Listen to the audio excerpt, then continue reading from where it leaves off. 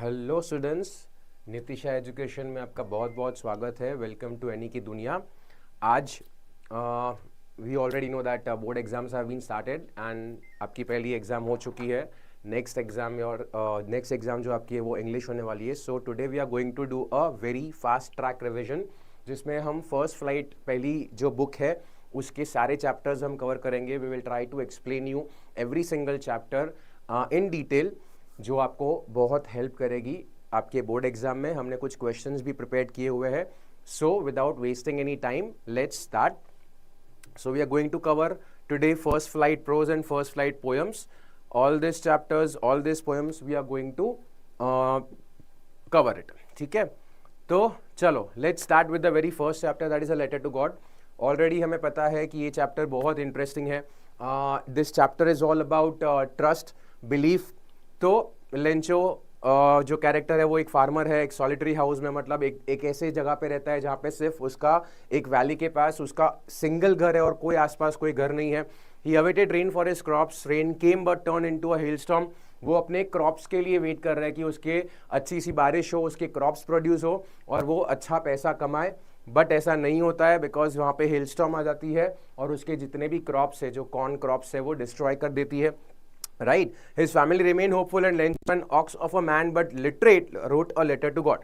अभी ये इसकी सारी होप चली गई है, बट स्टिल ही होप्स कि उसको जो उसका जो ट्रस्ट है गॉड पे वो वहीं का वहीं है.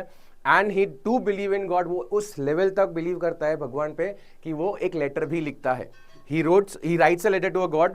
He requests 100 pesos to resow his field and survive. अभी अल्टीमेटली क्या लेटर में क्या लिखता है कि मुझे 100 पेसोस चाहिए, मतलब जो ये क्रॉप मेरे डिस्ट्रॉय हुए हैं, जो ये हेलस्टॉर्म आया है और उसकी वजह से जो मुझे नुकसान हुआ है, तो मुझे उसकी भरपाई चाहिए. एंड वो उस बिलीव से लेटर लिख रहा है भगवान को कि मुझे 100 पेसोस आप दो तो मैं कहीं ना कहीं मैनेज कर सकूं. Addressing the envelope to God, he send the letter via the post office. अभी वो पोस्ट ऑफिस जाता है और वो एनवेलप में उस लेटर को लिख के एनवेलप में उस लेटर को भर के वो दे देता है पोस्टमैन को. सो द पोस्टमास्टर, अभी यहाँ पे जो पोस्टमास्टर है, ऑब्वियसली अगर आप इमेजिन करो जस्ट कि अगर आप पोस्ट ऑफिस जा रहे हो, पोस्टमास्टर के हाथ में एक लेटर दे रहे हो और उसमें लिखा हुआ है टू गॉड, मतलब एड्रेस गॉड है, राइट. तो कॉमन सेंस कोई भी होगा थोड़ा उसको प्रॉब्लम, मतलब वो शक करेगा कि ये कैसा है. तो ऐसा ही हुआ. Postmaster was amused but touched by Lencho's faith in God. एक तरफ वो अम्यूज्ड भी था कि इसका जो बिलीफ है, right, and at the same time he was very touch because he believed in God. जो पोस्ट मास्टर जो थे उन्होंने अपने सैलरी में से और अपने जितने भी एम्प्लॉयज हैं उनको रिक्वेस्ट की कि आप अपने सैलरी से में जो भी कंट्रीब्यूट कर सकते हो आप कंट्रीब्यूट करो. तो एक अमाउंट उन्होंने कलेक्ट की, दैट वाज 70 पेसोस, और वो 70 पेसोस एक एनवेलप में डाल के फ्रॉम गॉड लिखा और लेंचो को दिया, right. Upon receiving it Lencho grew angry at the shortfall. Imagine करो कि एक तो उन्होंने हेल्प की और जब लेंचो को ये लेटर मिला और जब उस लेटर में 70 पेसोस मिले तो लेंचो को गुस्सा आया. क्यों गुस्सा आया? क्योंकि उसमें सिर्फ 70 पेसोस थे. अब देखने जाए तो ये 70 पेसोस भगवान ने नहीं भेजे थे, राइट. ये जो 70 पेसोस थे वो एम्प्लॉइज थे, उन्होंने मिलके, because they didn't wanted to break the trust, they didn't wanted to break that belief जो लेंचो की थी भगवान पे. बट यहाँ पे हुआ क्या, आयरनी ऑफ द स्टोरी क्या है कि 70 पेसोस मिलने के बाद भी he is actually telling all those people bunch of crooks, right. He wrote again asking for the remaining amount and accusing the post office staff of theft, calling them crooks. उन्होंने फिर से एक letter लिखा, Lencho ने और एक letter लिखा और उस लेटर में उन्होंने कहा कि मुझे 30 पेसोस फिर से भेजो, लेकिन मीडियम कुछ और होना चाहिए. मतलब जो मेथड से आपने मुझे 70 पेसोस भेजा है उस मेथड से मत भेजो, क्योंकि उस मेथड से इन्होंने मेरे 30 पेसोस कट कर दिए हैं, अपने जेब में भर दिए हैं और वो लोग बंच ऑफ क्रुक्स है, right. So this was the very first chapter. क्या मॉरल हमें मिलता है इस चैप्टर से? तो faith, belief, humanity, kindness still exist. हमें फेथ होना चाहिए, बिलीफ होनी चाहिए, ह्यूमैनिटी भी जरूरी है, काइंडनेस भी जरूरी है, राइट. चलो, हमने कुछ क्वेश्चंस भी प्रिपेयर किए हुए हैं which is going to be very important. इसके आंसर्स हमने लास्ट में हम आपको एक्सप्लेन करेंगे. We will explain each and every question. We have also written the answers. So without wasting any time, let's proceed. कुछ 4 क्वेश्चंस यहाँ पे important हमने सिलेक्ट किए हुए, that is how did Lencho react when he found that is crops are destroyed, किस तरीके से Lencho ने रिएक्ट किया जब उनके क्रॉप्स डिस्ट्रॉय हुए। Second question, why did Lencho write a letter to God, उन्होंने लेटर क्यों लिखा गॉड को। Third, what is the significance of the title, ये जो टाइटल है अ लेटर टू गॉड, उसका सिग्निफिकेंस, उसकी इंपॉर्टेंस क्या है। And most importantly, what is the irony in the story a letter to God.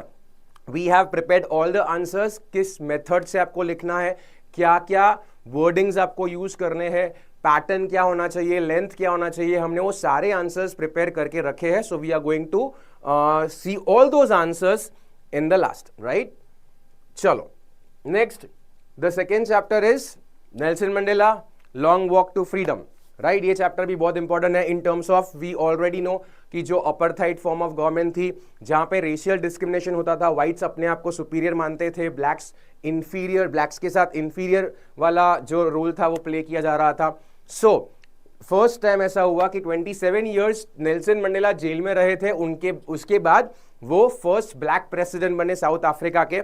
सो ये चैप्टर उसी के बारे में है, जब वो प्रेसिडेंट बने और जब वो प्रॉमिस ले रहे हैं, जो शपथ ले रहे हैं, जो इनॉग्रेशन है, उस टाइम में क्या सीन है, उस पूरा सीन एक्सप्लेन किया है नेल्सन मंडेला ने अपने स्पीच में। क्या कहा, कौन कौन आए थे, उनकी daughter and many big big leaders throughout the world इसमें आए थे इस इनॉग्रेशन में। The inauguration of South Africa's first democratic non racial government took place on May 10th मई को ये इनॉग्रेशन हुआ था। फर्स्ट टाइम साउथ अफ्रीका में ऐसा हुआ था कि एक ब्लैक प्रेसिडेंट बना था। The ceremonies were held at the union building, ये जगह है यूनियन बिल्डिंग प्रिटोरिया में, यहाँ पे ये सेरेमनी कैरी की गई थी, which had been the symbol of white supremacy. ये जो यूनियन बिल्डिंग प्रिटोरिया जो थी वो सिंबल था व्हाइट सुप्रीमेसी के लिए। मतलब इसके पहले तक यहाँ पे सिर्फ व्हाइट पीपल आते थे, बैठने का रिस्पेक्ट, ये सारी चीजें सिर्फ व्हाइट पीपल को ही मिलती थी। Black people was being sideline, they were, उनको टेकन फॉर ग्रांटेड लिया जाता था। International leaders, dignitaries attended the inauguration, बहुत सारे इंटरनेशनल लीडर्स आए थे, बहुत दिग्गज लोग आए थे, बहुत बड़े बड़े लोग आए थे यहाँ पे, making it the largest gathering of its kind in South Africa. First time ऐसा हुआ कि इतने सारे लोग थ्रू आउट द वर्ल्ड इस इनॉग्रेशन में पहुंचे थे, right. Thabo Mbeki and Mister de Klerk were sworn in as a deputy president. अभी इन्होंने डेप्यूटी प्रेसिडेंट का रोल इनको मिला था। Nelson Mandela accompanied by his daughter, इनकी डॉटर जिनानी भी आई थी इस इनॉग्रेशन में। ही pledges to uphold the constitution and work for the wellbeings of the republic and its people. अभी यहाँ पे उन्होंने जब स्पीच दी तो वो स्पीच में उन्होंने ये कहा, पास्ट में जो हुआ वो हम रिपीट नहीं करेंगे, हम डिस्क्रिमिनेशन नहीं करेंगे, हम इक्वालिटी कंसेप्ट को मानते हैं। So we will be treating everyone equally, वो व्हाइट हो वो ब्लैक हो, right.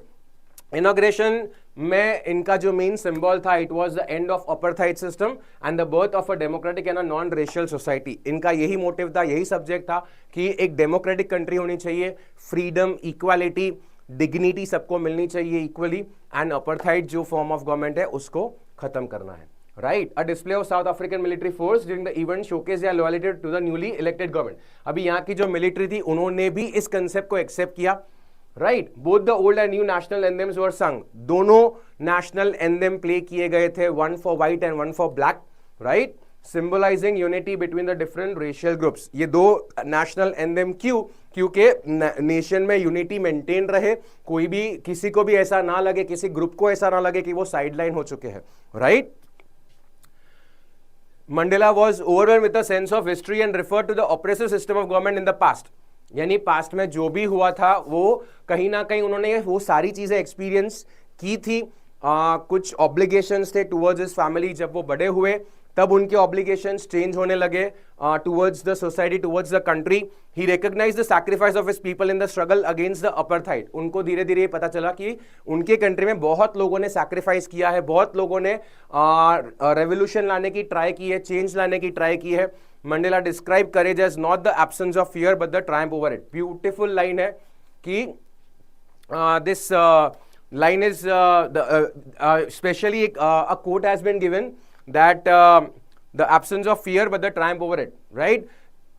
Whenever we talk about courage, it's not absence of fear, it's all about triumph over it. He emphasized the importance of love over hate, यहाँ very important thing, he emphasized the importance of love or hate, stating that hatred is learned while love comes naturally. Whenever we talk about hatred,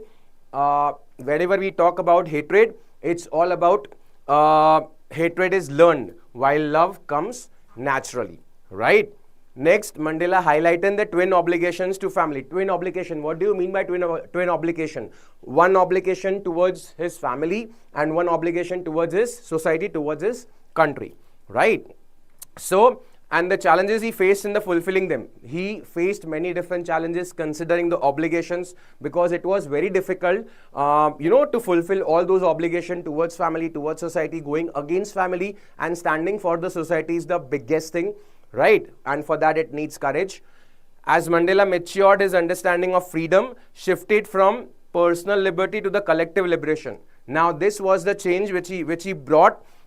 Personal liberty was not the only thing he wanted to look for. He wanted a collective liberation of black South Africans from the apartheid. He wanted to bring a change. He wanted to bring a revolution in which he wanted to give equal treatment. He wanted every single citizen should be treated equally. Every single citizen should get dignity, respect, and no one should be get discriminated or get exploited, right? He emphasized that the freedom is indivisible and that the oppressor must be liberated, as well as for the true freedom to be achieved. Now, in real sense, freedom is all about in which every single citizen gets equal respect, right? Gets equality, right? Next is insight. Okay, true freedom is when it is enjoyed by everyone, not just a selected few. Whenever we talk about freedom, the freedom should be for everyone, right? Not for any individual. Okay, you might be getting this kind of question, a character sketch of Nelson Mandela. So you can add these things. He was very brave, he was determined, he was selfless, and definitely he had a vision, right? He was a visionary person. Few questions we have prepared. Let's try to go with those questions as well. What role did Nelson Mandela's family play in his life and struggle? Very important question. Again, second is, why does Mandela refer to the struggle for the freedom as long walk? One of the important question. We do have all the answers for these questions. So don't worry, we will be going through that as well, right? What are some qualities of leadership that Mandela demonstrated in his fight for freedom? What are the qualities of leadership? Most important question. Whenever we talk about a leader, there should be a quality, right? So this is also one important question. And the next one is, describe Nelson Mandela's early life and the influences that shaped his fight for freedom. Now in this question, we will be talking about the obligation towards his family, obligations towards his society, what changes he brought, what concept he adapted, right? Chalo. Now the next is two stories about flying. Again, two different parts we have given. The first is his first flight, which is written by Liam O'Flaherty. Okay, the young seagull was afraid to fly and remained on the ledge while his siblings flew away. Now this is again a kind of a story in which a young seagull, he wanted to fly but he was very afraid. He thought that his wings might not be able to get open, and that was the reason he was afraid to fly. His parents tried to motivate, upbraid and threaten him to fly. Now again, whenever we talk about parents, parents are our well-wishers. So here also the parents try to motivate him, try to upbraid and threaten him so that he can take his first flight. He watched his family flying and his brothers catching, hurrying while he stayed behind. Now all his family members knew about the flying. They had mastered about flying, and this young seagull was watching his family getting all their food, catching herring, flying, and his brother was catching herring. The seagull was hungry and begged his mother for food. Seagull was very hungry. He was so hungry that he was desperate and he was actually begging for food. But what happened next? Because of hunger and temptation by his mother, he dived to catch the fish and ended up taking his first flight. Now this was the thing, when there was no way out, what the young seagull did, because of hunger and temptation, he dived to catch the fish and ended up taking his first flight. This is how he took his first flight. Initially terrified, right? When he took his first flight, initially somewhere down the line, he was terrified. He thought that his wings won't get open. He gained confidence and joined his family in flying. But slowly and steadily, he gained his confidence. Slowly and steadily, his wings got open and he mastered the flying. He flew over the ocean and enjoyed the experience. He actually enjoyed this experience as well. His family praised him and offered him food as he successfully completed his first flight. Once he completed his first flight, his family praised him and also offered him food. Right? So what is the moral of this story which we get from this particular chapter? Overcoming fear. The most important thing is you have to overcome your fear, right? Fear is all about face everything and run, or forget everything and rise, right? So ultimately, you have to overcome your fear. You have to face the whatever comes your way. You have to face it. The most important thing, courage, right? The most important thing, and self-discovery. It is the most important thing, considering self-discovery. Next, overcoming fear is the first step towards the growth. Very important thing, overcoming your fear. The very first thing, if you want to grow, if you want to become successful, the very first thing is overcome your fear by facing it, right? Character sketch, okay, Seagull. If we talk about Seagull, a very timid, comfort-loving. If we talk about mother, she was very tough, and at the same time, she was also motivating, right? Okay, so three different questions and three important questions. How did the little seagull feel when he was alone on the ledge? How? So again, we'll be discussing this as well. What did the little seagull's parents do to encourage him to fly? And the third one is describe the moment when the little seagull made his first flight. We are going to discuss this. Don't need to worry at all. Next is the black aeroplane. That is part 2, right? Again, which is written by Liam Flaherty.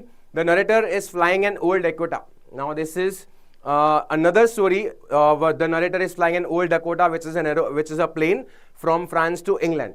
Right, he's going to England from France he's going to England, and because he wants to enjoy his morning snacks with his family, he was hoping to be with his family and enjoy a big English breakfast, right? So now what happened? As the flight progresses, the narrator encounters big storm clouds ahead. The narrator actually experiences a stormy cloud in which he decides to continue rather than turning back, because he wanted to be with his family. He wanted to reach early morning. He wanted to have a good big English breakfast.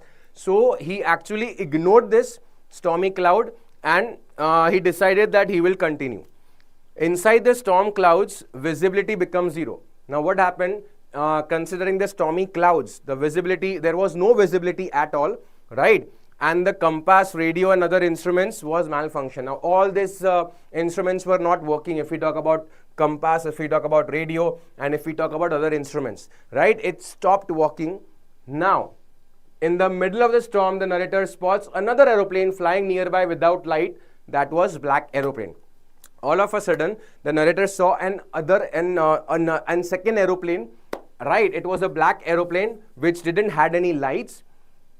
The pilot of the mysterious black aeroplane waves and signals the narrator to follow. Now the pilot of that second plane, he was actually signaling him to follow him, right? The black aeroplane continues leading the narrator through the storm for half an hour. Almost for half an hour he was guiding the narrator. Suddenly the narrator emerges from the clouds and sees runaway with the lights ahead indicating at the airport. After half an hour, what happened? All of a sudden he sees a runway with lights ahead, right? That was an indication that airport was very near to him. The narrator lands safely. Now the narrator which we are talking about, he lands safely. He wanted to thank that pilot, right? So what he did? He was feeling relieved and walks away from his old Dakota. However, when the narrator looks for the black aeroplane, it was nowhere to be found. He was actually looking where the black aeroplane was, but the black aeroplane was nowhere to be found. So he asked the lady at the control center about the whereabouts of the other pilot, as he wanted to thank him. He wanted to thank him, so he was actually asking the lady at the control center. But the lady replied that there was no other plane flying at that night, right? So this was the story from the black aeroplane. What is the moral? Mystery and miracle. Yes, this was a mysterious story. Yes, there are some mysteries, and there we can say that miracle do happens. Again, faith and hope can lead to a miraculous rescues. It's all about faith. It's all about hope, right? You can actually rescue yourself. A miracle can happen if you have that faith and hope within yourself, right? Character sketch about the pilot. He was very adventurous, he was very curious, and he was very hopeful.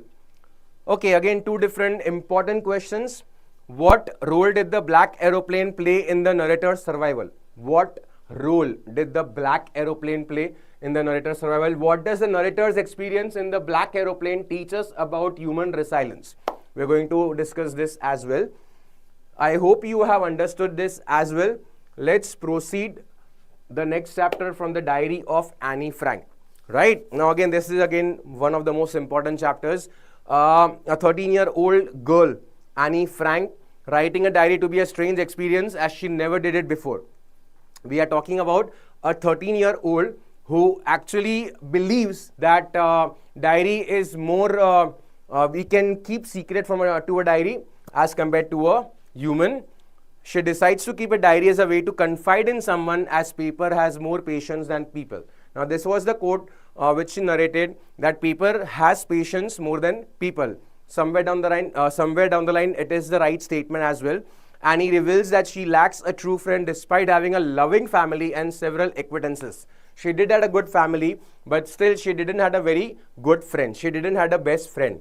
She introduces a diary as her friend, and that is the reason she believes that diary could be her good friend, and that is why she decided and keeps the name of a diary Kitty, and plans to share her experience with it. She decided that she is going to share each and everything. She is going to write it each and everything in the diary, and that will be a top secret between the diary and the 13-year-old girl Annie. So she provides a brief sketch of her life, including her family background. Everything she starts writing about her background, about her family, everything. She mentions the upcoming meeting in the school.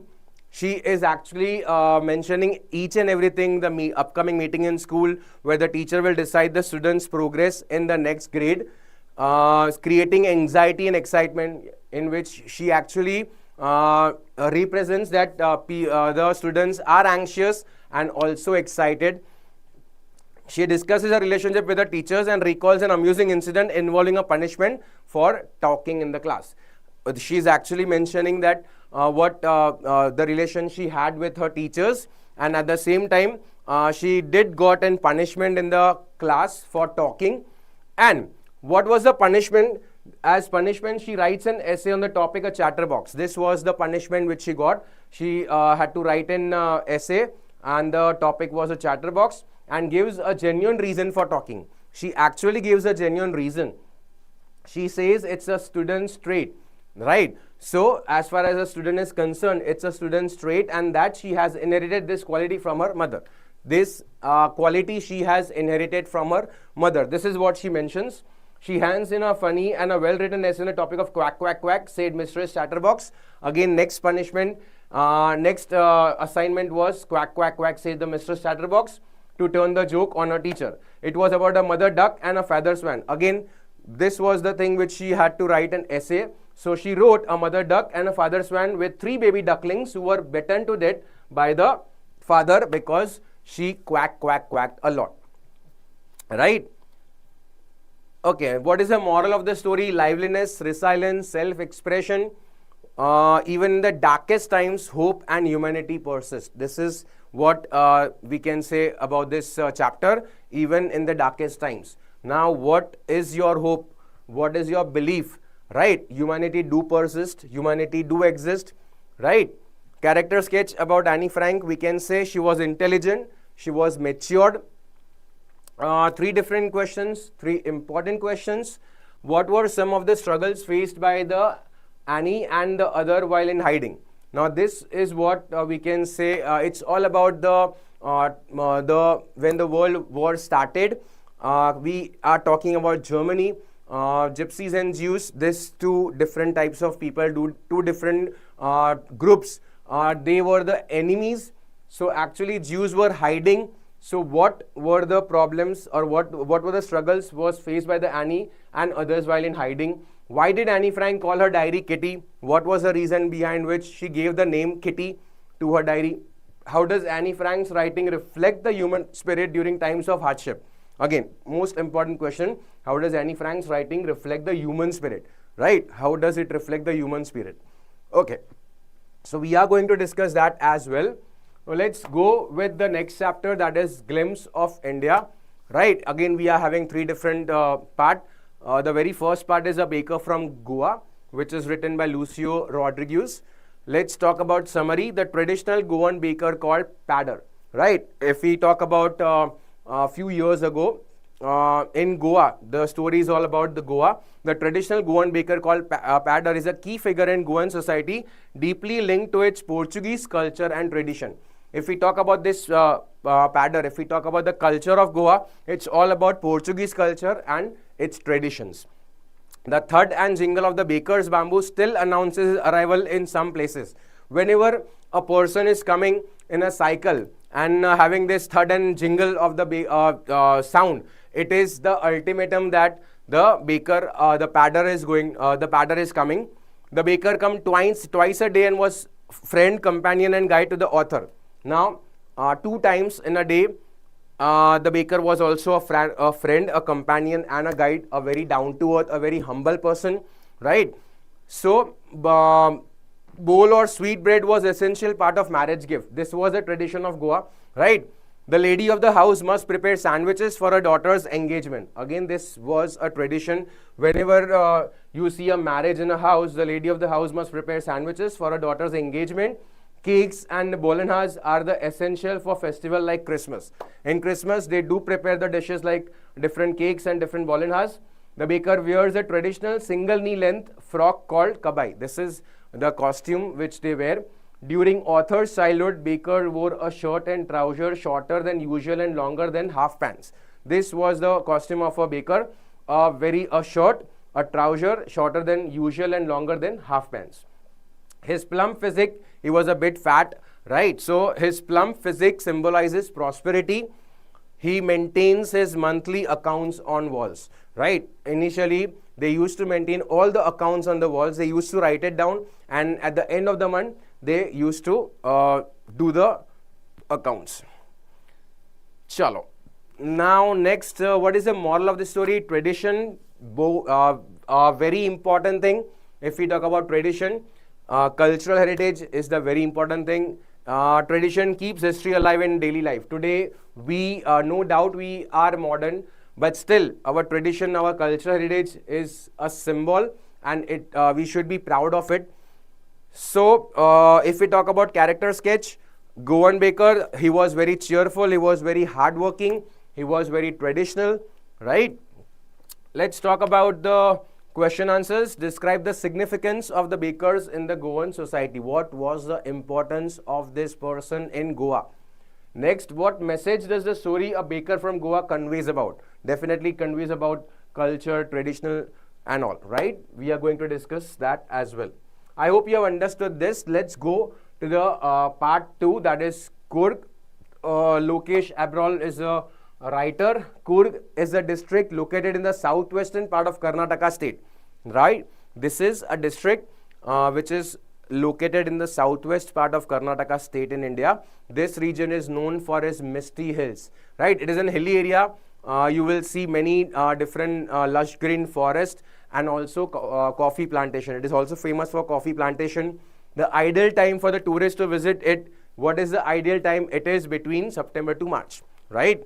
The Kodavo people, this is one group We call it at Kodavu people. They are the native inhabitants of Cook. They are the native inhabitants of this place, and they are believed to be hospitable, brave, and independent. They are very kind, they are very polite, and at the same time they are very brave, and they are also independent. They are not depending on anyone. The Kodavu people are believed to be descendant from the Greeks or Arabs. It is believed that this Kodavu people are the descendants of Greeks or Arabs. So they might have came from Greece country, right?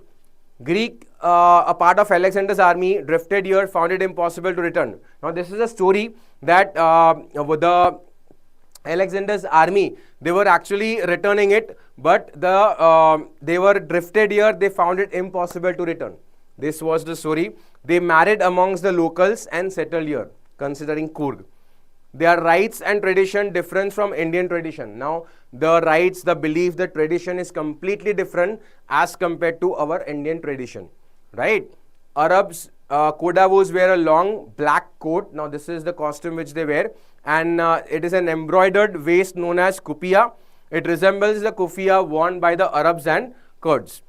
So this, if we talk about Coorg, it's adventurous. I mean, you will see many different activities like sports, tourism, river rafting, trekking, camping, many different activities are there.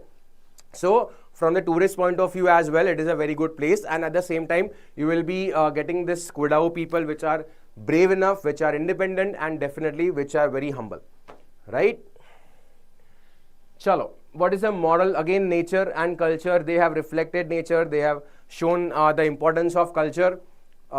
Important questions. Let's talk about the very first question. What is the significance of the Koot people and their culture, right? Significance as an importance of this people and importance of their culture. Next, what is the connection between Coorg and the warrior tradition? Now, when we say they were brave, in what terms they were brave? They did participated in the army. They were people who actually selected, and they participated in the army. They were brave enough. That was the reason. So we are going to discuss this question as well, right? Let's go to the third part of the Glimpse of India, which is written by Arup Kumar Datta. Again, two friends, two classmates, Rajiv and Pranjul, travel by train, enjoying tea while passing through the lush plantation. These two students are actually in a train, and when they are viewing it, what they are viewing, the lush plantations. Pranjul familiar with the tea estate. Now Pranjul is familiar with the tea estate, reads a detective novel. He knows, Pranjul knows everything about the tea estate. He loves reading detective stories, while Rajveer is excited by the sight. Rajveer is actually enjoying the sight in the train. Rajveer shares legends, one about a Chinese emperor discovering tea and another about Bodhidharma. Now this boy Rajiv, he actually shares two different stories. One about the Chinese emperor, that how China discovered tea, and another is all about the Bodhidharma, that is the the story of Gautam Buddha, right?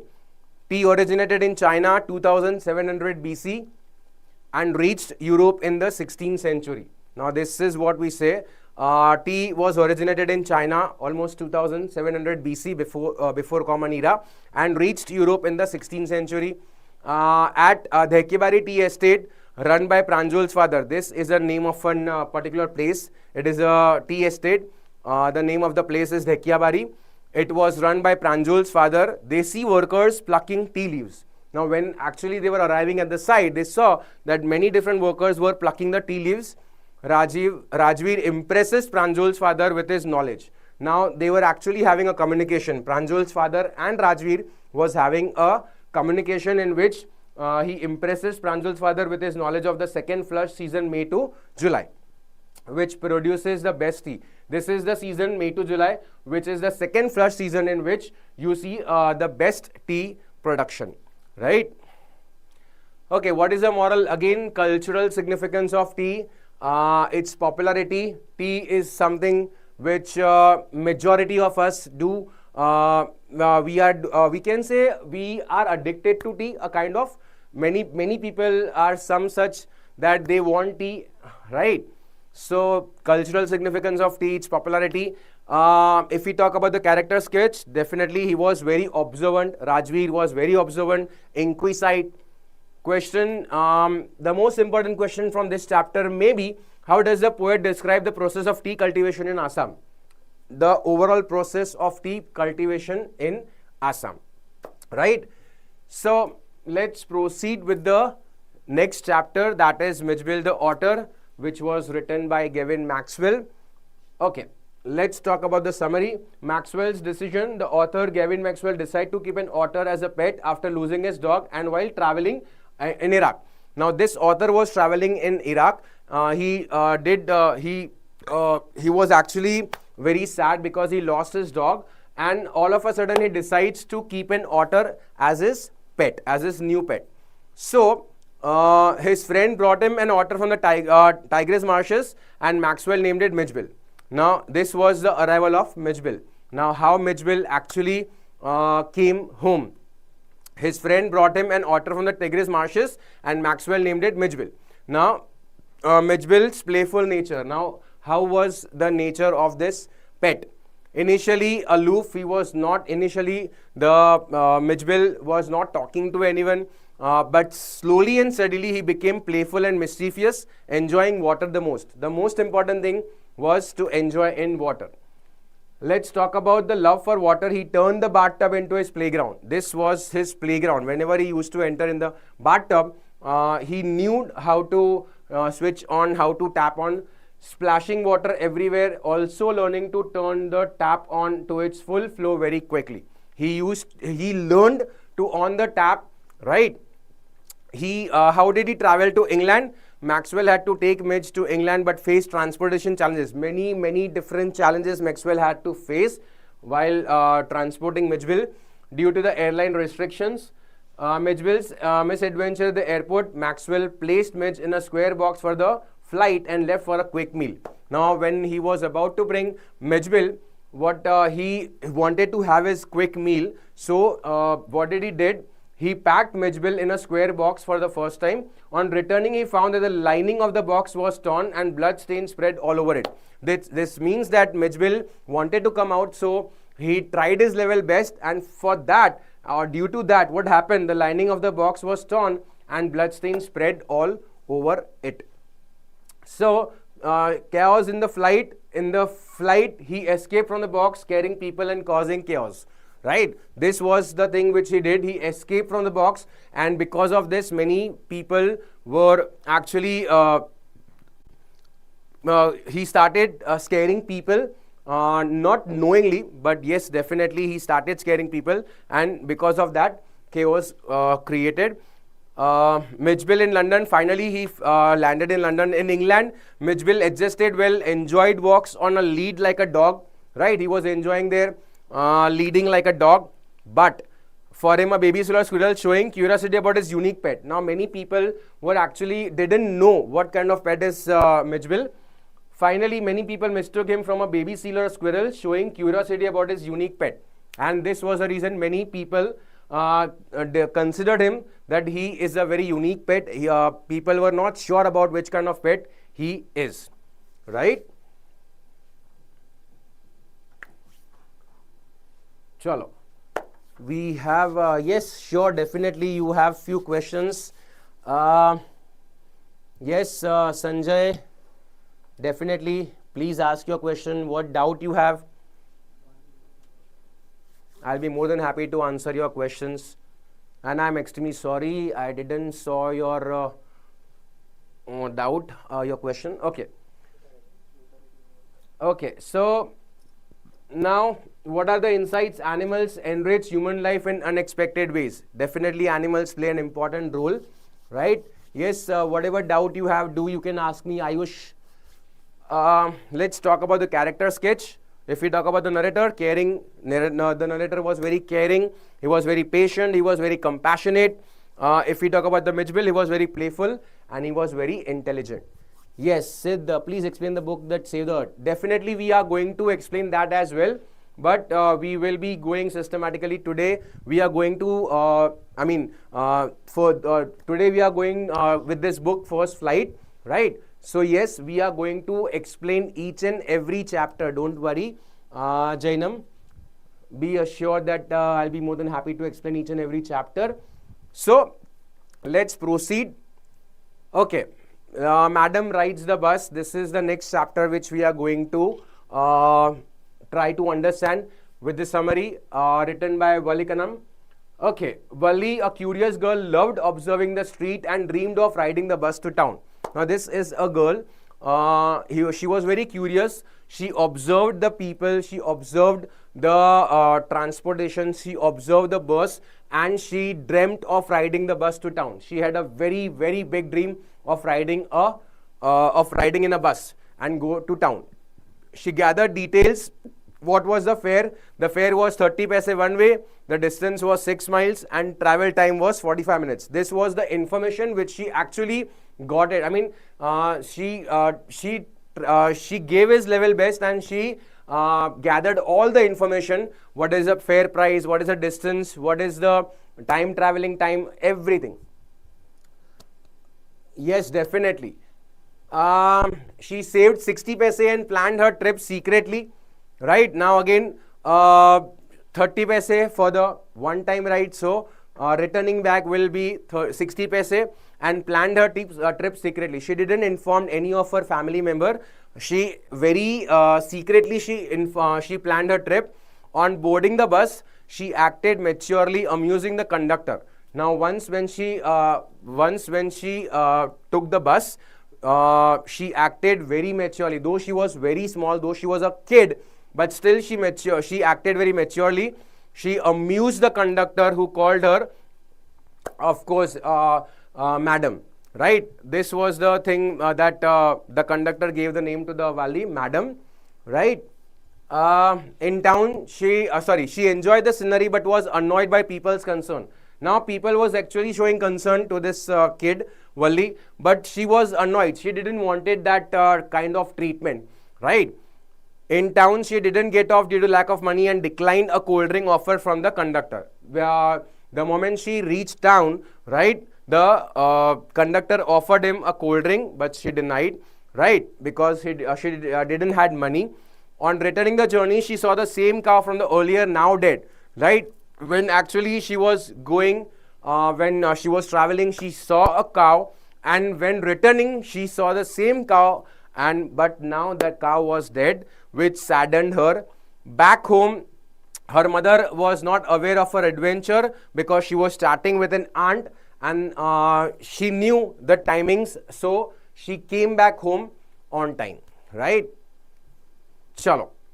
What is the moral? Now, most important thing, innocence and curiosity of childhood. This is the most important moral, that the child was very innocent and she was very curious. She wanted to go to town and she wanted to have that ride. Transitioning into maturity and life's reality.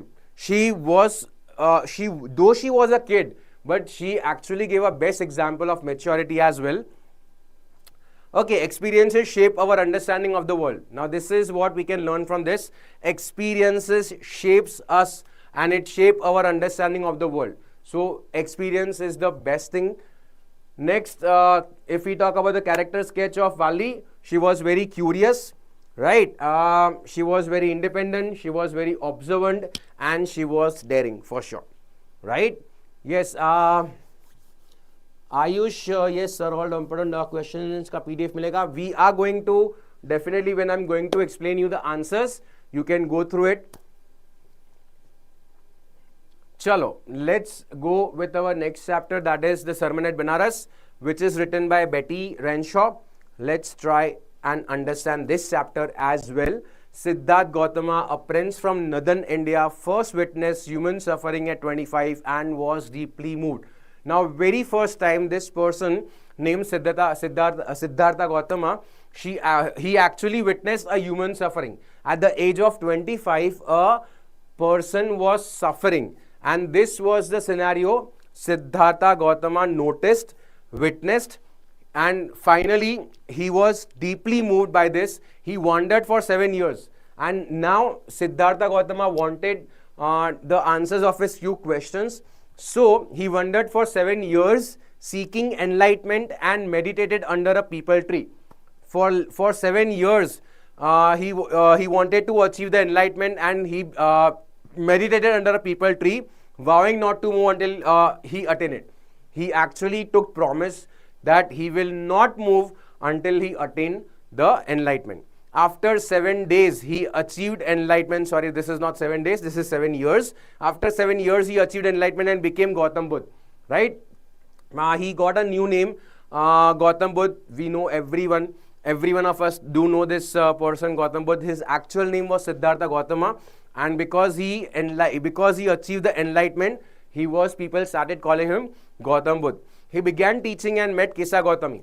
Now he began teaching, he began explaining people that what is the reason behind why a person is getting sad, or why a person is getting angry.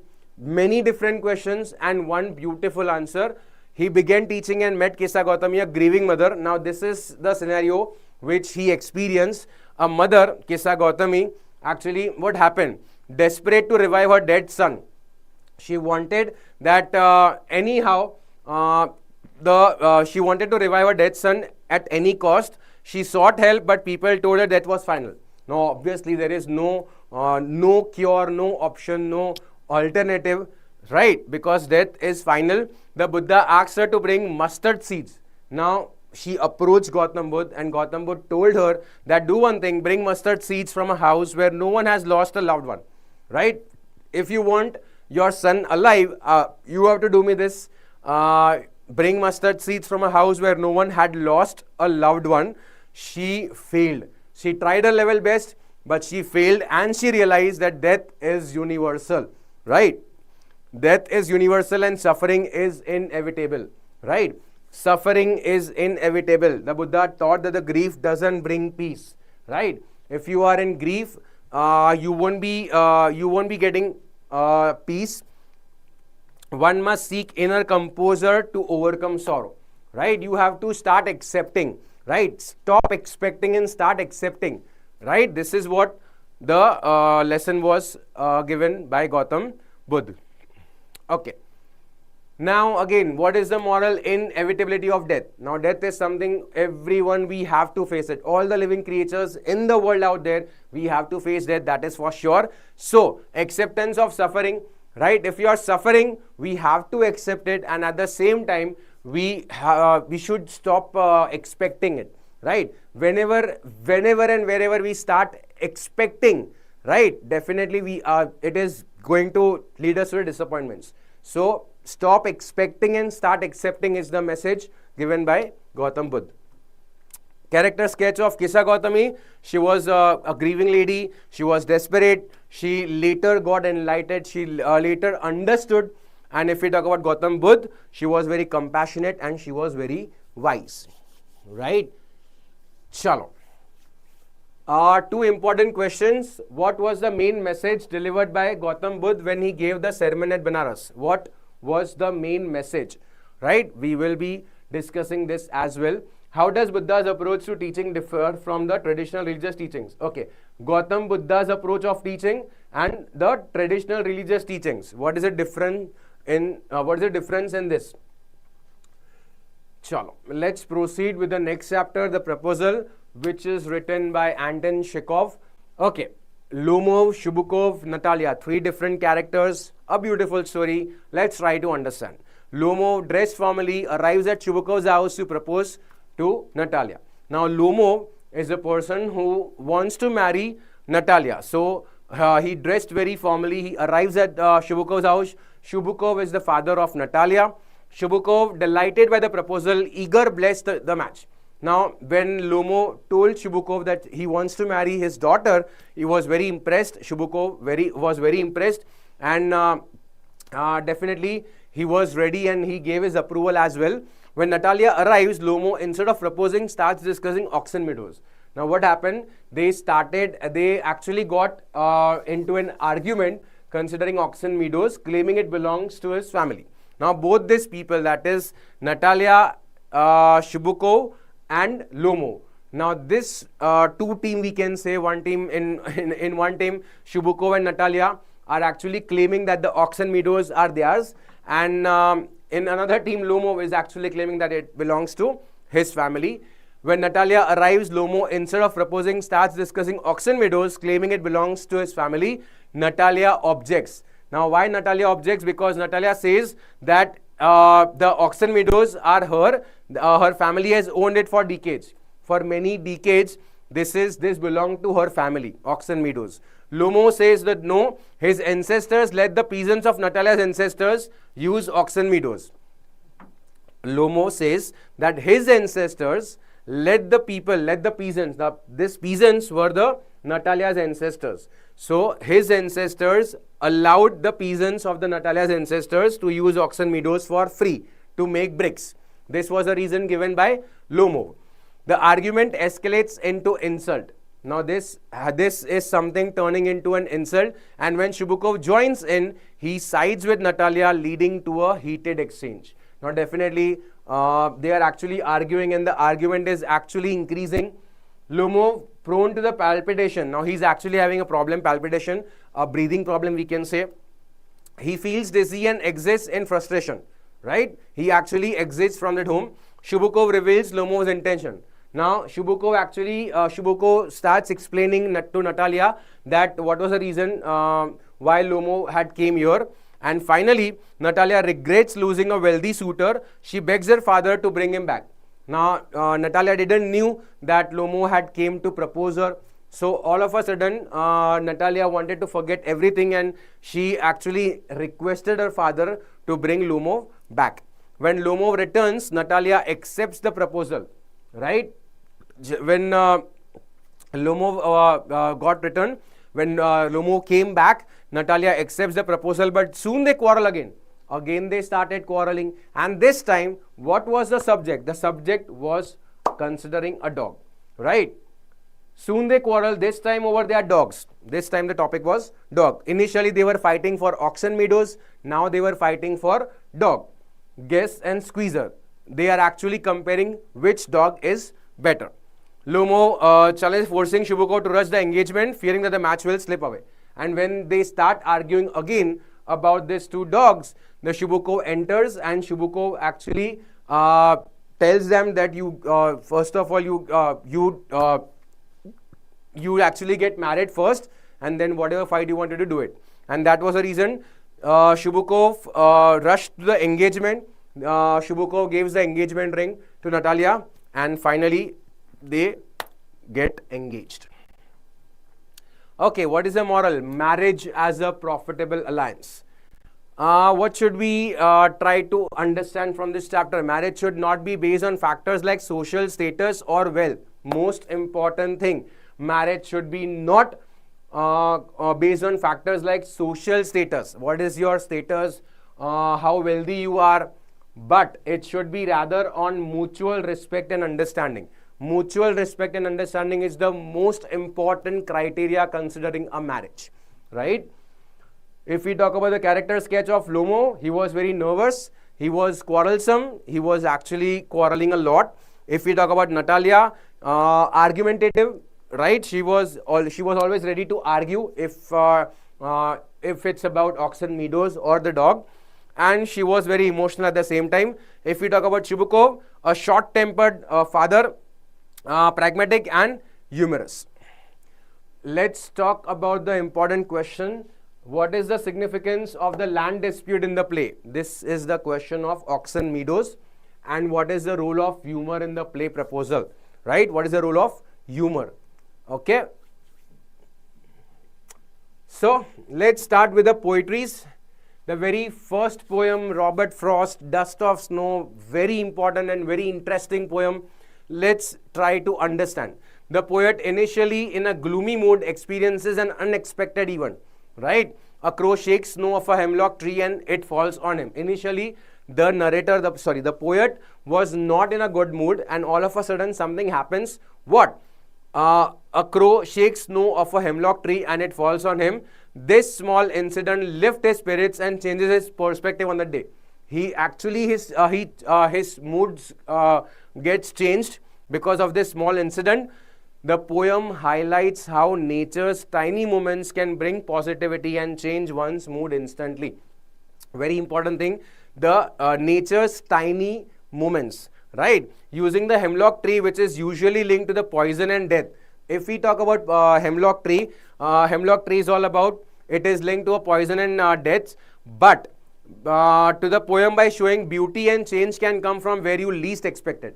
Many times this happens that when you are not expecting from that person or from that particular thing, majority of times you actually receive, it actually comes from where you least expected.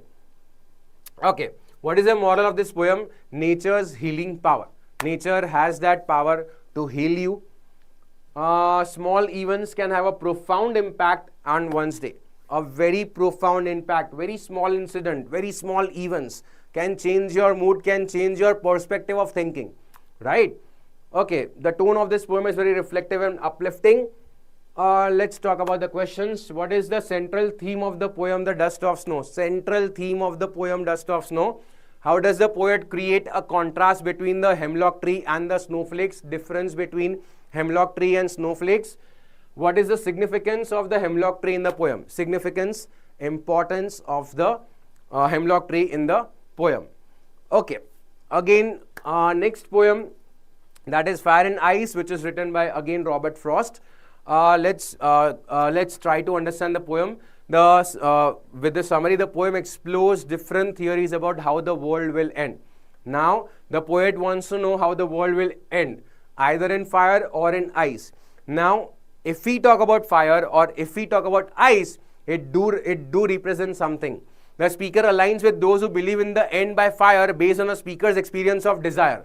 Fire is all about desire, right? The more you become greedy, right, the more you are having big desires, definitely the world is going to end by fire. It represents, the fire represents the greedy, the fire represents the greed and desire. The speaker also thinks about hate, suggesting that the intensity, dislike or hate represented by ice could also destroy the world. Now, if we talk about ice, ice is all about hatred, jealousy, revenge, hatred.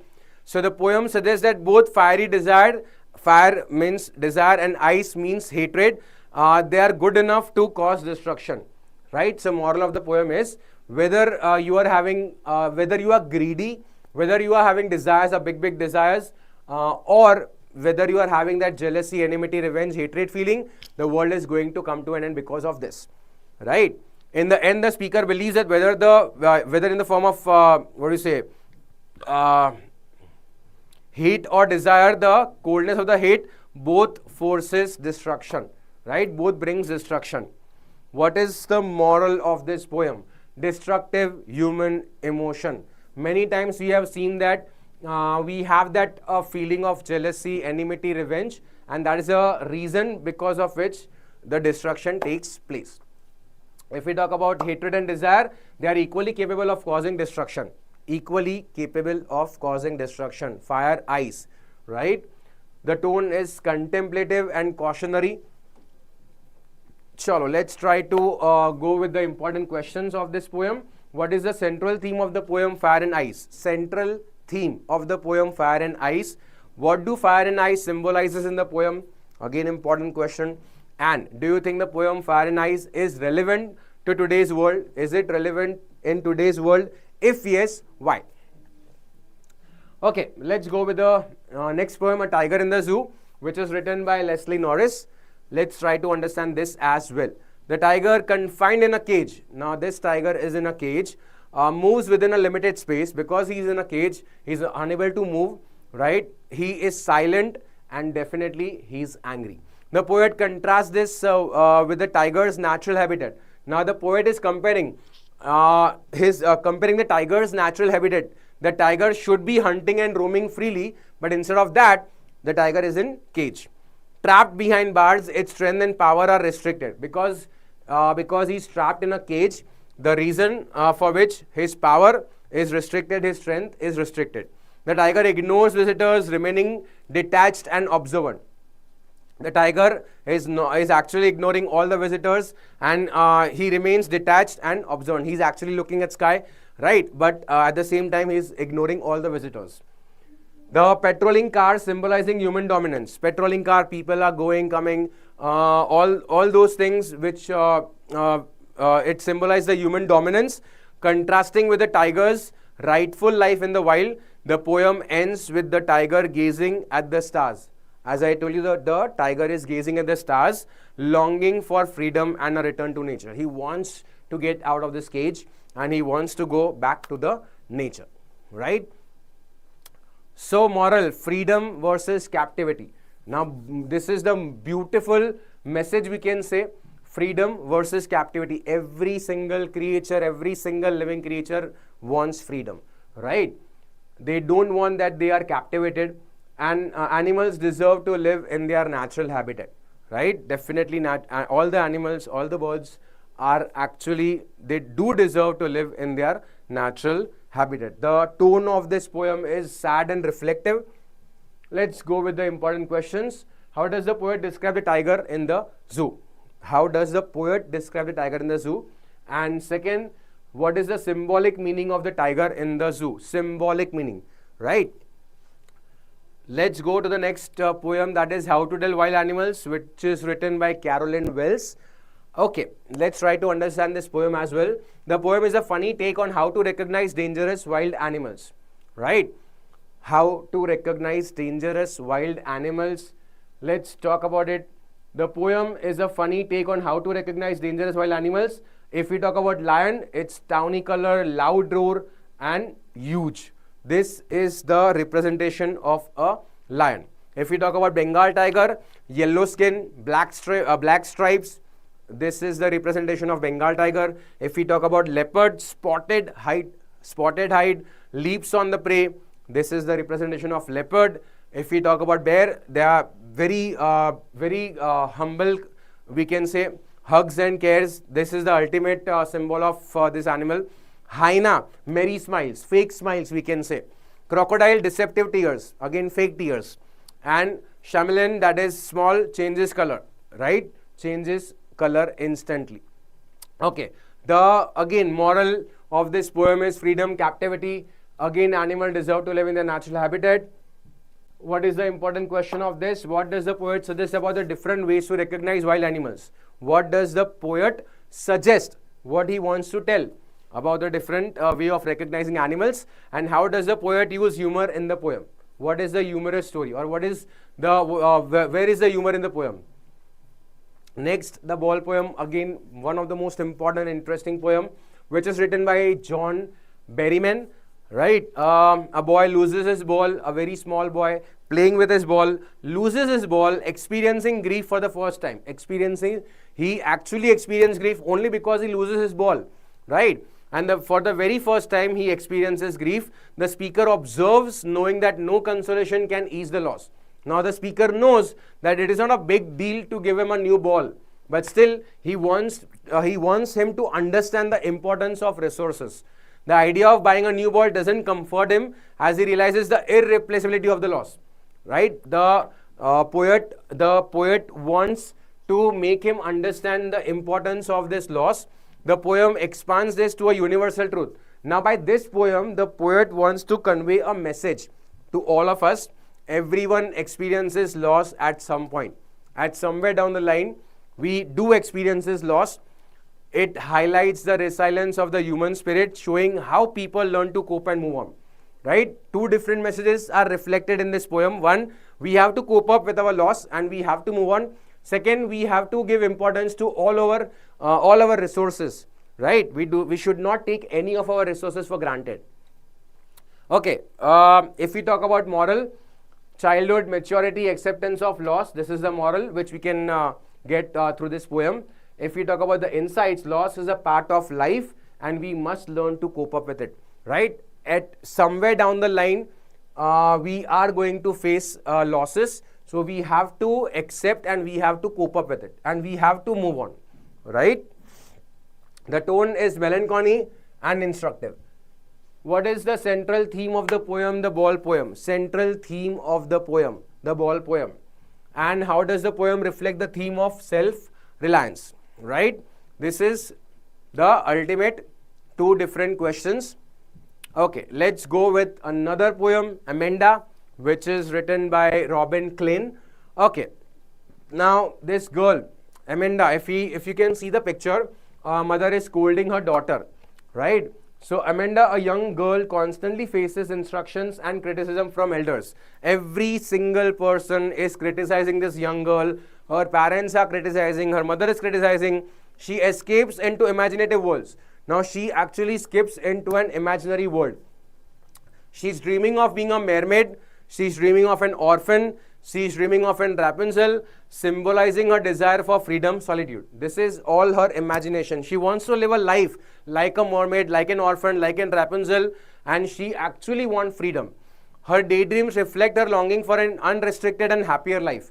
Because in reality she is not happy, because in reality people are criticizing her. That is the reason she is in an she actually accepts the imaginary world. Amanda chooses to ignore criticism. Now this girl actually ignores criticism, staying immersed in her dream world. She's very happy in her dreamy world, in which she's actually enjoying it as a form of silent resistance. What is the moral which we get from this poem? Childhood innocence versus parental expectation, desire for freedom. Again, from a parent's point of view, we need to understand that there is something childhood. All the kids are innocent, and definitely we have to balance it equally. Children need space to explore and grow without constant restrictions. This is what we need to learn. We need to understand that constant restrictions is not the actual solution, right? If we talk about tone, empathetic tone, questions, important questions, let's try to understand the important questions as well. What does Amanda long for in the poem? One of the most important question. What actually Amanda wants, right? And what lesson does Amanda's experience teach the reader, right? If we talk about what lesson the Amanda's experience teaches the reader, this is also one of the most important questions which might be asked in your board exam. Okay, let's go to the next poem, that is The Trees, which is written by Adrian Rich. Okay, let's try to understand the summary. The trees inside the house are moving out into a previously empty forest. It is compared to humans, we can say, right? The roots work all night to disengage themselves from the cracks in the veranda floor. The roots want to come out. It leaves strain towards the glass. If we talk about the roots and the leaves, it's strained towards the glass, while the twigs and buffs exert themselves to break free. Slowly and steadily they want to come out of the forest. The speaker sits inside. Now this is an imaginary thing. Definitely the speaker actually sitting inside, writing letters that barely mention the forest departure. He's writing the letters considering the forest departure. The night is described as fresh, right? With the whole moon shining and the smell of leaves and lichen spread throughout the rooms, right? If we talk about the night, it is described fresh. The whole moon is shining. The smell of leaves and lichen spread throughout the rooms. Whispers fill the speaker's head, foreshadowing their impending silence. Slowly and steadily, as if all the roots, all the twigs, all the buffs are saying something to the narrator. The glass is breaking, symbolizing a significant shift or rupture. Now the glass is breaking indicates that slowly and steadily it is shifting, it is coming out. The trees tumble forward into the night, greeted by the rushing winds. Now the trees are greeted by the winds. The moon is broken like a mirror. Again, it has been compared. The moon is like a broken mirror. Its pieces flashing in the tallest oak crown. That is the oak tree. The poem explores the themes of transformation. Now, what is the moral which the poet wants to give us? Transformation, liberation, human connection to nature, and resilience of the natural world. These are the ultimatum. This is the message what poet wants to give us. If we talk about moral, liberation and the relationship between the humans and nature, right? Nature's freedom mirrors human struggles. It is compared with human struggles, right? Okay, the tone is liberating and hopeful. Let's try to go with the questions. These are the three important questions. Again, most important one. How are the trees described in the poem? Now, how the trees have been described? What role does the window play in the poem? What is the role of a window in the poem? The trees. And what is the importance of the trees dropping their leaves in the poem? Now, this particular line, dropping their leaves, what is the importance of that as well? So, these are the three questions having a probability to come in your board exam. Next poem is Fog, which is written by Carl Sandburg. Let's talk about summary. The poet compares fog to a cat. Now, the fog is compared to a cat, right? It highlights his silent, mysterious movement. The fog creeps in quietly. The fog comes very quietly, settles over the city like a cat on its haunches, observing. It then moves on, leaving behind a sense of mystery and transience. So, just like a cat coming very softly, politely, quietly and disappears, exactly the fog is doing the same thing, coming politely, quietly and disappears. So, that is the reason the fog is compared to a cat. If we talk about moral, beauty of nature, again, fog, when the fog is compared to cat, it is compared to nature. Nature is unpredictable and mysterious. Nature, definitely it is unpredictable and mysterious. Yes, you can ask, what is a doubt? I guess it is from Sarika Kapoor. Yes, Sarika, what's your doubt? Okay, the tone is mysterious and serene. Chalo. The Custard of the Dragon. Let's go to the next poem, which is The Custard of Dragon, which is written by Ogden Nash. Yes, definitely you can ask me, Sarika, what's your question? Okay, let's proceed with this summary. The Tale of Custard the Dragon, different characters, that is Belinda, Ink, Blink, Mustard, Custard. Belinda, Belinda is a girl living with all these pets, animals. Ink as in black kitten, Blink as in grey mouse, Mustard as in yellow dog, and Custard as a dragon. Right? Chalo. Belinda lives in a little white house with a variety of animals. A black kitten, number 1, a grey mouse, number 2, a yellow dog, number 3, and a dragon, number 4. And they have been given names. To black kitten, they have given the name of Ink, grey mouse, Blink, yellow dog, Mustard, and a dragon, Custard. Right? Custard the dragon is described as the cowardly with sharp teeth, spikes, scales, and daggers on his toes. Now, Custard is being compared to a coward. That he's a coward. He's having sharp teeth. He's having spikes, scales, and daggers on his toes. But still, he is a coward.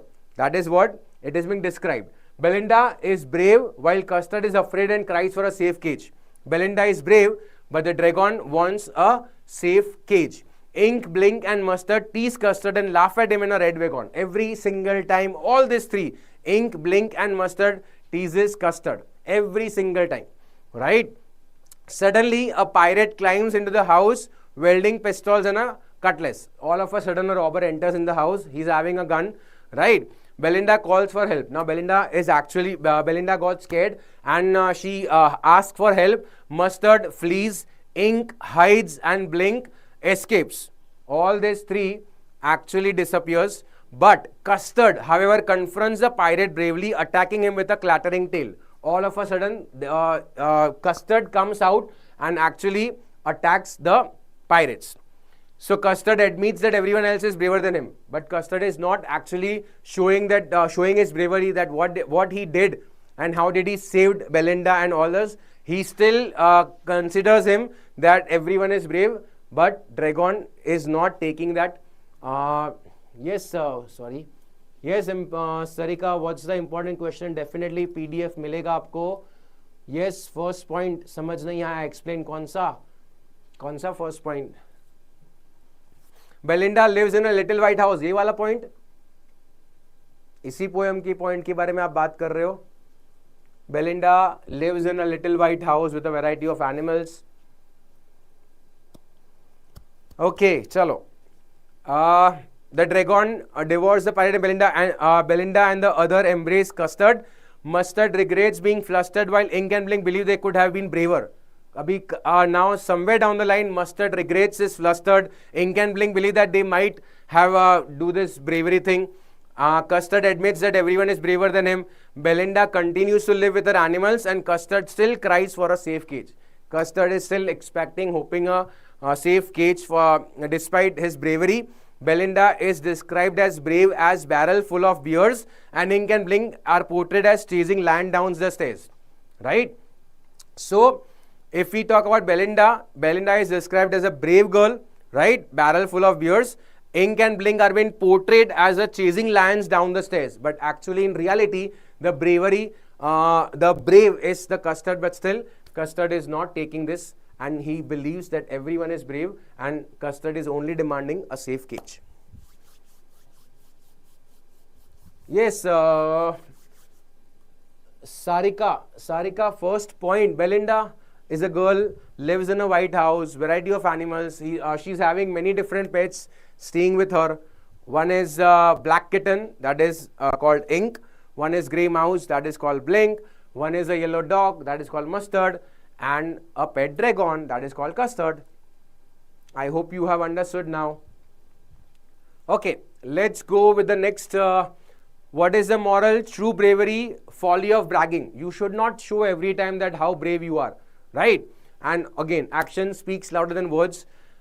True bravery is proven in action, not in words, right? As I told you, action speaks louder than words. Okay, the tone is light-hearted and humorous. If we talk about important questions, how is Custard the dragon different from the other animals? Custard, how the Custard is different from other animals?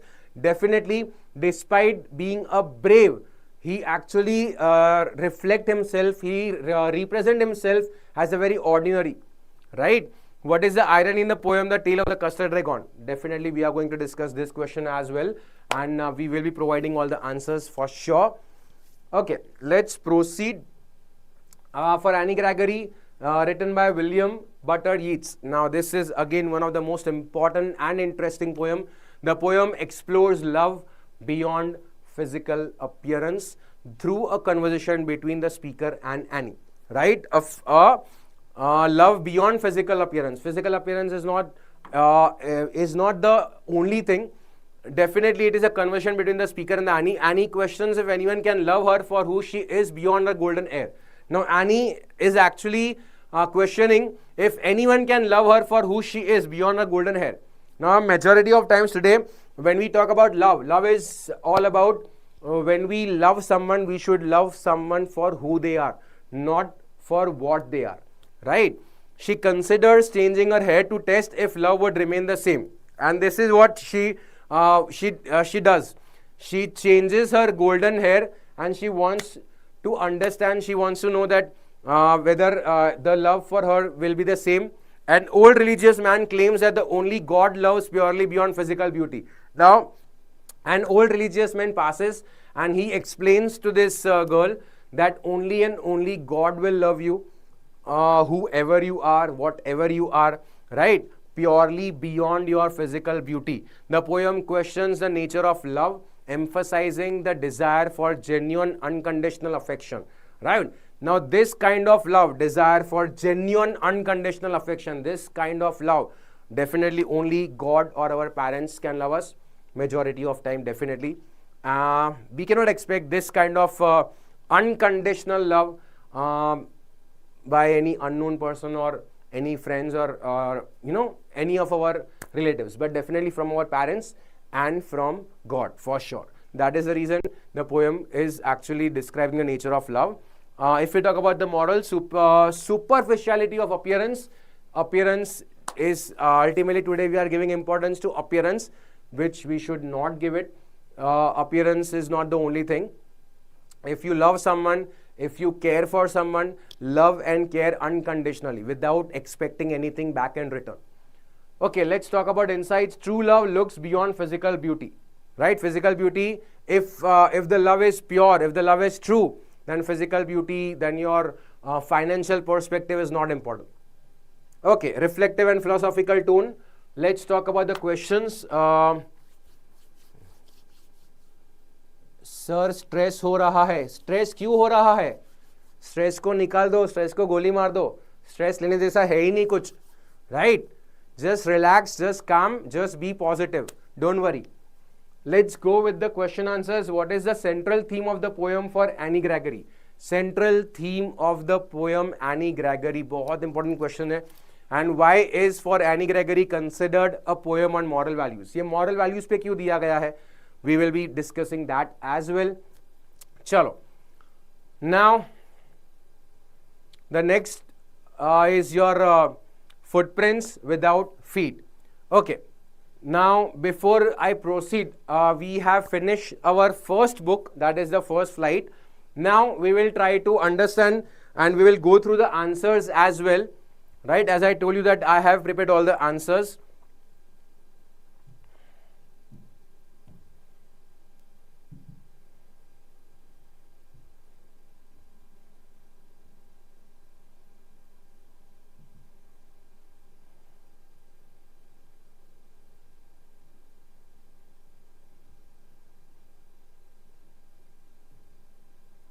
Okay, now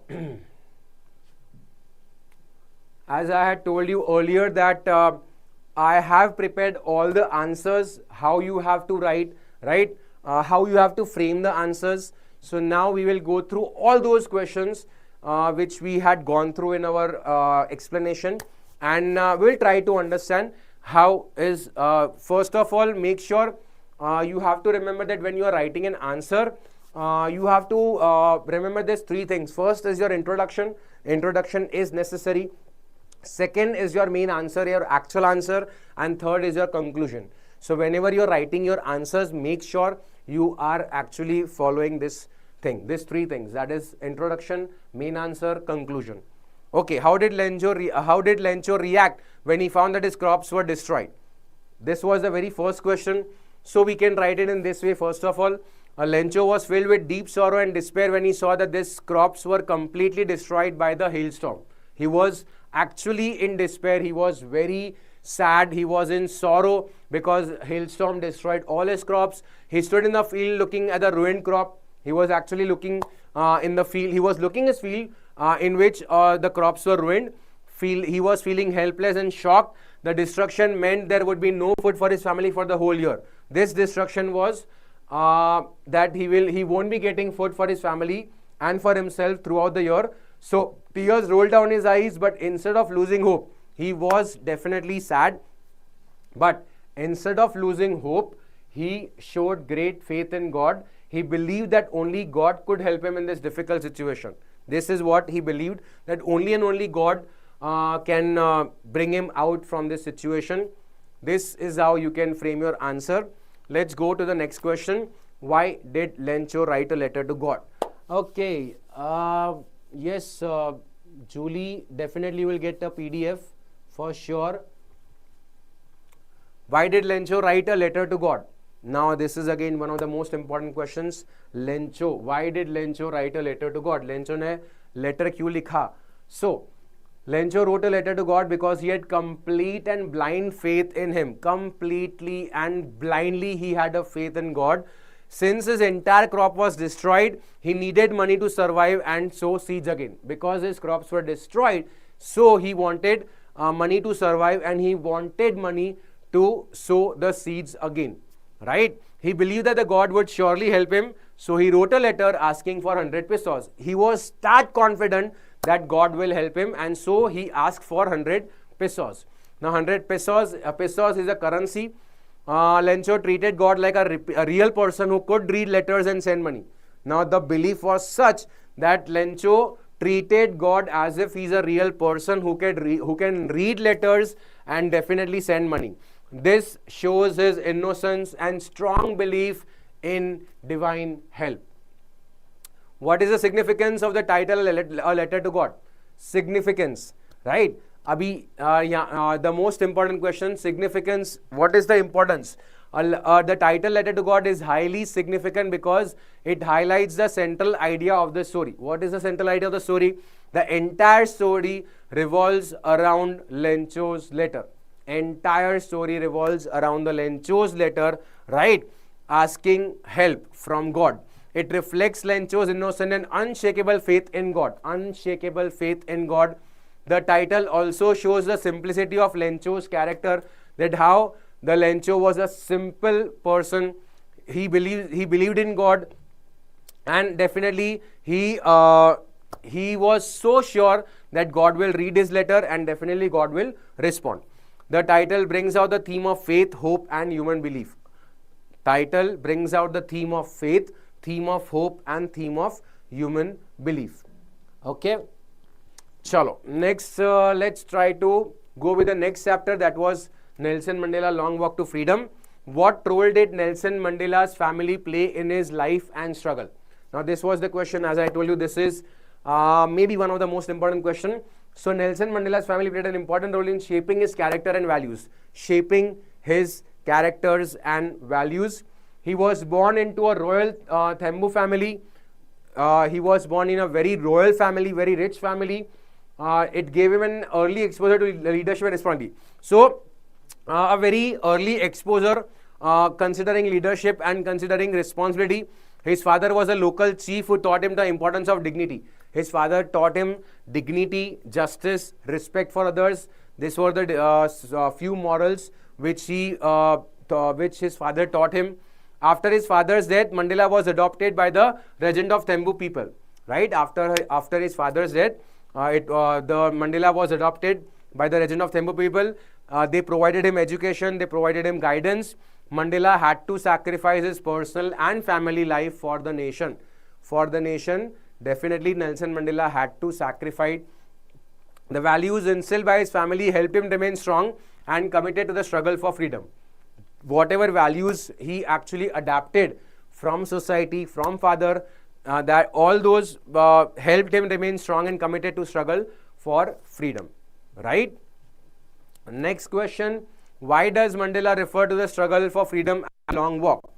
So Mandela refers to the struggle for freedom as a long walk because it was a long and difficult journey filled with hardship. It was not an easy journey. It was a difficult journey. In fact, it was an next to impossible journey, we can say, because he had to face the hardships. He had to sacrifice. He had to face sufferings. He spent 27 years in prison away from his family and normal life. The path of freedom involved continuous efforts, patience and courage. Right? Even after achieving freedom, Mandela believed that the journey was not over. Even after achieving freedom, Mandela believed that the journey was not over because true freedom meant creating a just and an equal society. This is what he believed. The phrase long walk symbolizes the long ongoing struggle for human dignity and equality. This is what the word long walk symbolizes. Right? Next question. What are some qualities of leadership that Mandela demonstrated in his fight for freedom? What are the qualities? So, Mandela demonstrated several remarkable qualities of leadership during his fight for freedom. First of all, courage by standing against the unjust system of apartheid. He was patient and resilient even during long years of imprisonment. 27 long years he was being imprisoned. Mandela believed in forgiveness rather than revenge. He did not. This is the most important moral we can actually adapt from Mandela as well. Forgiveness rather than revenge. He didn't wanted to take revenge from the white people, right? Instead of that, he believed in forgiveness. He promoted peace and reconciliation. He was selfless. He sacrificed his personal life for the good of the nation. He was a selfless. He was not selfish person at all.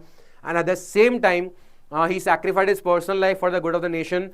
His ability to unite people and inspire hope made him a true leader of the masses. Masses means people, right? Okay. Describe Nelson Mandela's early life and influences that shaped his fight for freedom. Describe Nelson Mandela's early life, right, and influences that shaped his fight for freedom. Nelson Mandela was born in a small village called Mezo in South Africa. He was born in a very small village. He belonged to the Thembu tribe and grew up listening to stories of his ancestors. He actually grew up listening to the stories of his ancestors. His ancestors fought for their land and freedom. This is what the story he heard, and he grew up. These stories inspired him to fight injustice. These stories inspired him to fight injustice. He received education at mission schools and later studied law, right? He received education at mission schools. Later he studied law. He grew old. As he grew older, Mandela became aware of racial discrimination. He started realizing, he started understanding that people are being discriminated, right? And people are suffering. This experiences deeply influenced him. When he came to know about all this, he was in a bit shocked. He definitely was in in that state of mind. He it influenced him and motivated him to dedicate his life to the struggle for freedom and equality. And that was the reason this concept motivated him to educate his life to struggle for freedom and equality. Now, let's go with the next, his first flight. This chapter, the very first question, how did the little seagull feel when he was alone on the ledge? Right? Chalo, let's try to find the answers, how to frame. The little seagull felt lonely, frightened and helpless. If we talk about the seagull, he was feeling lonely, he was feeling frightened and he was feeling helpless. When he was left alone on the ledge, he was afraid to fly because he believed his wings would not support him. He believed that his wings would not support him. He felt hungry and weak as his parents had stopped giving him food. Right? He started feeling hungry. He was weak because his parents had stopped giving him food. Watching his brothers and sisters fly confidently made him feel sad and ashamed. At one point, he was hungry, and at the same time, he was watching his brother and sisters fly confidently, and that made him feel sad and ashamed. He also felt desperate and cried to his parents for help. He was so desperate, he was so hungry that he cried for help. He actually he wanted his parents to come and give him food. What did the little seagull's parents do to encourage him to fly? Now, how did the parents motivated? Right? The little seagull's parents tried several different ways, many different ways to encourage him to fly. They firstly they scolded him. They called him a coward. They stopped feeding him so that hunger would force him to fly. Finally, his mother flew close to him with a piece of fish. His mother actually flew close to him with a piece of fish in her beak. Okay, she tempted him to jump towards her for food. Right? She was actually giving that priority, that she tempted him to jump towards her for food. This made him overcome his fear, and finally, because he was very hungry, he overcome his fear and he attempted his first flight. And this is how he made his first flight. Describe the moment when the little seagull made his first flight. Describe the moment, right? When the little seagull saw the fish in his mother's beak, when the little seagull saw that his mother is having a piece of fish, the seagull became desperate with hunger and dived towards it. He became very desperate and he dived towards it. At that moment, he felt himself falling downwards and became terrified. He was actually feeling that he's falling. And he was he got terrified. He was very scared. However, soon he felt his wings spreading out and the air supporting him. Slowly and steadily, he realized that his wings are actually supporting him. He began to fly smoothly and joyfully. His fear disappeared. Slowly and steadily, his fear disappeared. And he realized that he could fly after all. Finally, he realized that he could fly.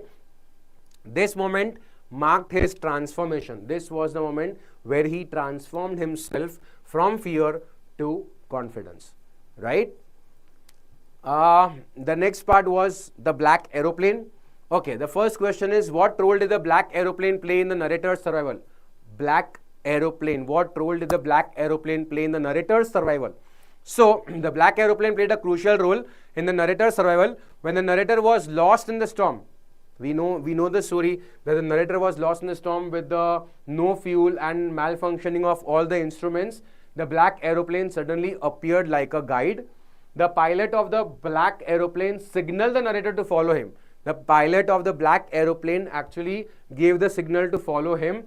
By following the mysterious plane, the narrator was safely guided out of the storm and landed on the runway. Finally, he came out of the black storm and he landed on the runway. The narrator would not have survived the dangerous situation without the black aeroplane. Right? So, this is how the black aeroplane play an important role in the narrator's survival. Second question, what does the narrator's experience in the black aeroplane teaches us about human resilience? Now, this is what Again, a very important question, because the question is, what does the narrator's experience in the black aeroplane teaches us about human resilience? So, the narrator's experience teaches us that the human beings can survive even the most difficult situation through hope and courage. If you do keep hope, if you do have hope, and if you are courageous, definitely you can survive even in the most difficult situations. Despite being surrounded by darkness, storm, and fear, the narrator did not lose confidence. The narrator was actually facing darkness, storm, and fear. He did not lose the confidence. He trusted the unknown pilot and kept trying to save himself. He trusted that unknown pilot. His determination to live and his faith in guidance helped him reach safely. He was very determined that he wanted to live. He did had faith in his guidance, and that was the reason he reached safely. The storm shows that the story shows that the resilience, presence of mind, and hope, most important tool of our life. Resilience, presence of mind, and hope. These are the powerful qualities that help humans overcome fear and danger. Right? It brings, you can actually come out of this if you're having a strong presence of mind, resilience, and hope. Right? Chalo. Next, Annie Frank. Okay, we have few questions, I guess. Okay. Chalo. Annie Frank, what were some of the struggles faced by the Annie and the others while in hiding? What were some of the struggles faced by Annie and the others while in hiding? So Annie and the other faced many physical and emotional struggles while in hiding, right? They had to remain silent, as you already know that it was a war between, or you can say it was a kind of war between Gypsies and Jews in Germany. So they had to remain silent during the day to avoid being discovered. Food was limited and often of poor quality. They lived in constant fear of being caught by the Nazis, right? There was lack of privacy and frequent quarrels among the members. Annie also suffered from loneliness and frustration because she could not go outside or live a normal life.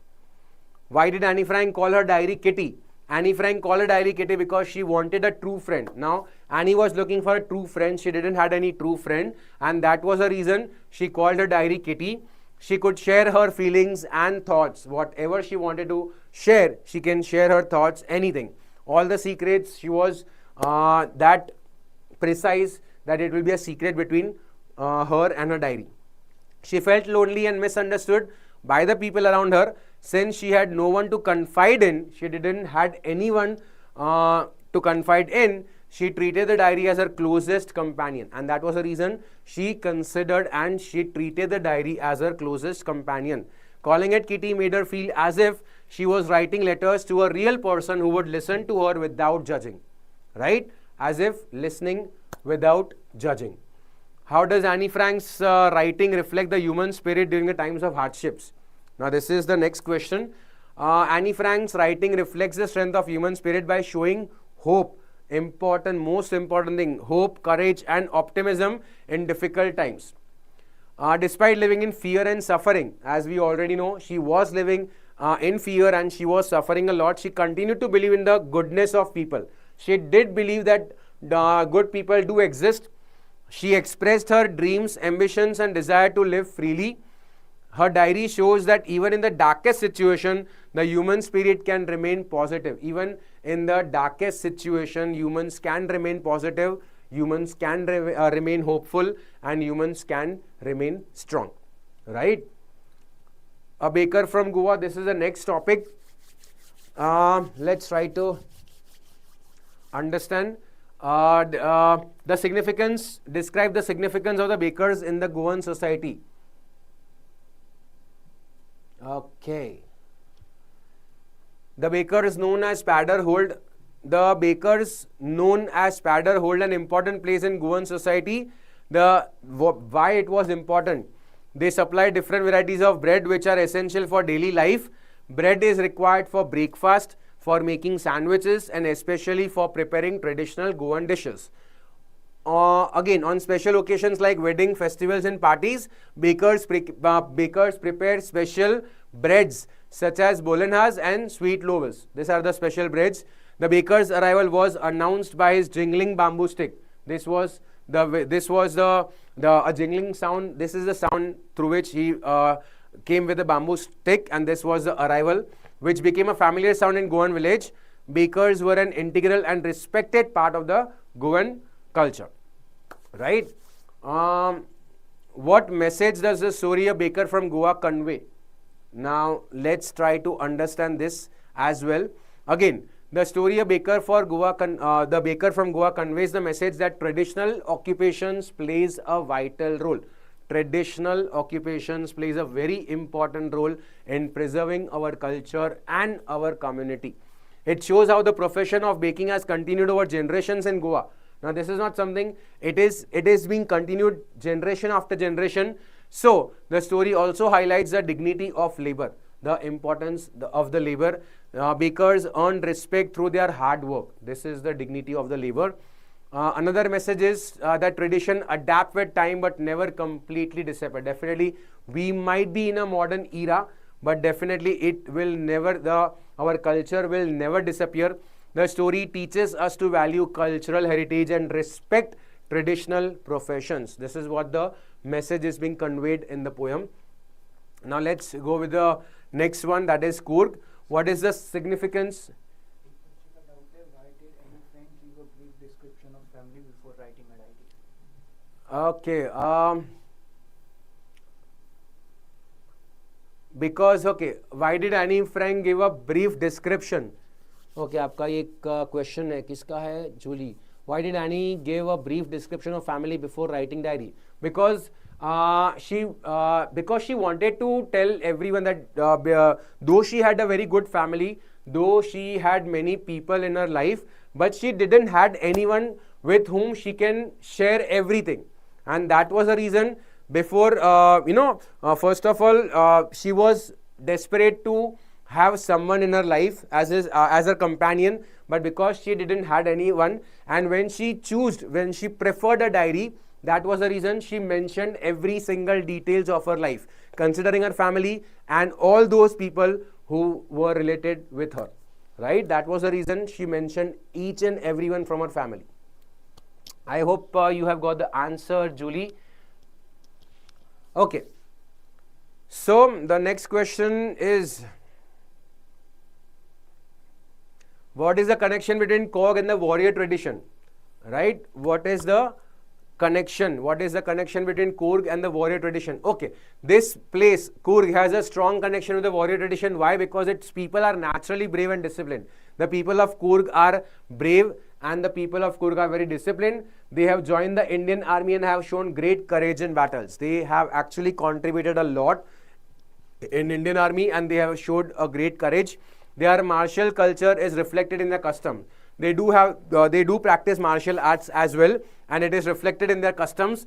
They carry weapons and they celebrate bravery. That is the reason the terrain of Coorg with its hills and forest has helped develop physical strength and endurance among its people. Because of the hilly areas and forest, people are physically developing and growing. Therefore, Coorg is known as the land of soldiers and warriors. This is the reason the land of Coorg is known for bravery, soldiers and warriors. Let's go with the next question. Tea from Assam. Okay, the poet describes, how does the poet describe the process of tea cultivation? Description of tea.